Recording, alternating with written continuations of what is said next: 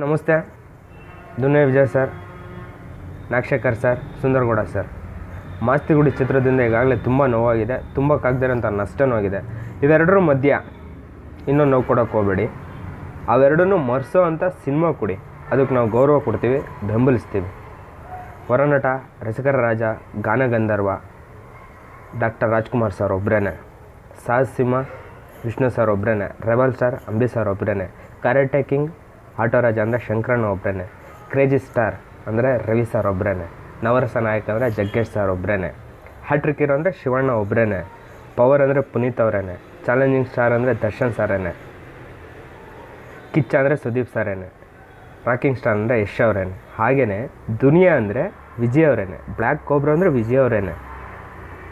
ಹಾಗೆಯೇ ಇಡೀ ಕರ್ನಾಟಕಕ್ಕೆ ಗೊತ್ತಿರೋಂಗೆ ರಿಯಲ್ ಸೂಪರ್ ಸ್ಟಾರ್ ಅಂದರೆ ಅವರೊಬ್ಬರೇ ಸರ್.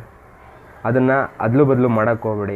ಇದನ್ನು ಅವರೇ ಇಟ್ಕೊಂಡಿರೋದಲ್ಲ, ಅಭಿಮಾನಿಗಳು ಕೊಟ್ಟಿರೋದು.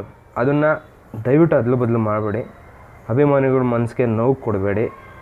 ದಯವಿಟ್ಟು ನೀವು ಸೂಪರ್ ಸ್ಟಾರ್ ರಜನಿಕಾಂತ್ ಅವರ ಫ್ಯಾನು. ವಿಜಯ್ ಸರ್, ನೀವು ಸೂಪರ್ ಸ್ಟಾರ್ ರಜನಿಕಾಂತ್ ಅವ್ರ ಫ್ಯಾನು.